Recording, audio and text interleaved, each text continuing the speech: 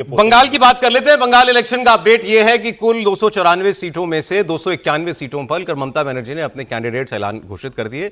3 सीटें उन्होंने अपनी सहयोगी बीजेपीएम के लिए छोड़ी हैं। ममता बनर्जी ने 74 सिटिंग एमएलएज मतलब करीब 1/3 विधायकों के टिकट काट दिए हैं। 15 विधायकों की सीटें बदली गई हैं। ममता बनर्जी खुद भवानीपुर सीट से चुनाव लड़ेंगी, जहां से वो पिछली बार जीती थी। उनका मुकाबला वहां बीजेपी के लीडर शुभेंदु अधिकारी से होगा। नंदीग्राम की सीट से उन्होंने अपना नॉमिनेशन नहीं किया, मतलब अपना नाम नहीं डाला है। नंदीग्राम से उन्होंने शुभेंदु अधिकारी के ही करीब रहे एक व्यक्ति का जो है उनका नाम दिया है, वो वहां से लड़ेंगे। ममता बनर्जी ने इस बार सेलिब्रिटी चेहरों से भी दूरी बना ली है। जमीनी नेताओं और कार्यकर्ताओं पर ज्यादा भरोसा जताया है। बीजेपी की लिस्ट के बारे में भी यही कहा जा रहा था। 2021 में 15 सेलिब्रिटीज थे ममता बनर्जी की सूची में, इस बार केवल 2 हैं।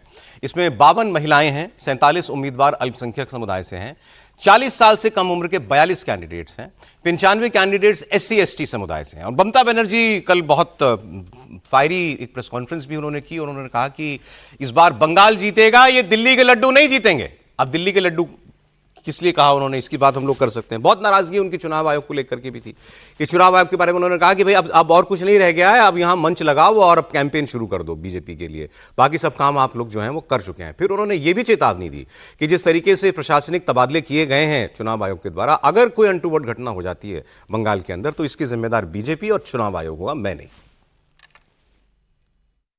Please don't ask me this question. It's a personal question.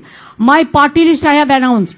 हमारा जो पार्टी का लड़ाई है वो जारी रहेगा और भवानीपुर में हम ज्यादा से ज्यादा वोट लेके जीतेंगे। इसी के लिए कि हमारा खाली भवानीपुर नहीं है, हमारा 294 कॉन्स्टिट्यूंसी है और भवानीपुर इसको लीड करते हैं।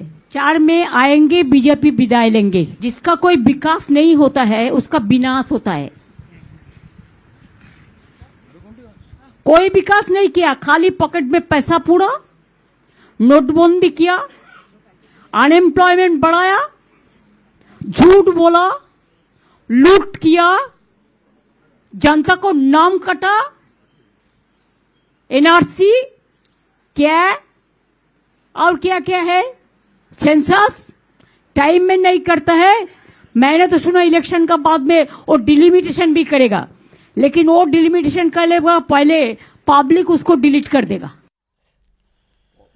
ममता बनर्जी खैर उनकी नाराजगी चुनाव आयोग से बहुत ज्यादा, और वो जो किसी के सवाल पर नाराज हो गई थी, वो सवाल ये था कि आप नंदीग्राम से क्यों चुनाव नहीं लड़ रही हैं, शुभेंदु अधिकारी के सामने केवल भवानीपुर से क्यों लड़ रही है। तो उस पर उन्होंने कहा कि ये पर्सनल क्वेश्चन है, आप वहां पर हमने किसको टिकट दिया है आप जाकर के देख लीजिए। ये उनको उस बात पर नाराजगी हुई।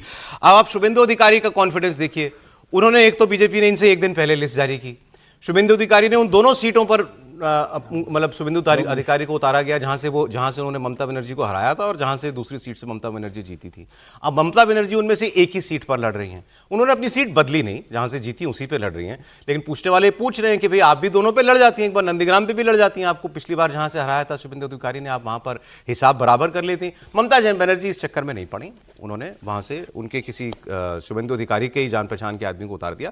शुभेंदु अधिकारी की राह आसान हो गई इससे, इतना ही कहा जा सकता है। समीर जी, निश्चित रूप से शुभेंदु अधिकारी नंदीग्राम में स्ट्रांग उनका होल्ड है। 2016 का चुनाव उन्होंने वहां से जीता था विधानसभा का, फिर 2021 का जीता। और 2021 तो इसलिए वो चर्चा में आया कि ममता बनर्जी उनको वहां चुनौती देने चली गई थी, इसलिए वो चुनाव हुआ। और उसमें शुभेंदु अधिकारी ने भले ही 1800-2000 वोट से जीते, लेकिन उन्होंने ममता बनर्जी मुख्यमंत्री को चुनाव हराया। एक बहुत बड़ी बात थी एक मुख्यमंत्री को, वो भी ममता बनर्जी जैसी जमीनी स्तर की मुख्यमंत्री को हराना बहुत बड़ी बात थी। और उसके बाद से निश्चित रूप से भारतीय जनता पार्टी के अंदर शुभेंदु अधिकारी का पद बहुत मतलब का तेजी से बढ़ा उसके अंदर। इस बार ममता बनर्जी अपनी चिर परिचित सीट से लड़ रही है। इस बार ममता बनर्जी नहीं चाहती कि पूरा चुनाव का जो प्रचार और चुनाव पूरा शुभेंदु अधिकारी बनाम ममता बनर्जी का नंदीग्राम में फिर हो जाए और बाकी जगह फोकस ना और ममता बनर्जी भी बन जाए। हाँ, उससे वही टेंशन चला जाता है, पूरा सिर्फ वही सीट पे ध्यान रहता है। तो ममता बनर्जी अब पूरे 294 जो उन्होंने कहा है कि भाई भवानीपुर लीड करती है, 294 पे ममता बनर्जी चुनाव लड़ रही है, तो उनका पूरा फोकस और अपनी पार्टी की इकलौती सुपरस्टार प्रचारक ममता बनर्जी है, उनको सारी सीटों पर प्रचार करना होगा।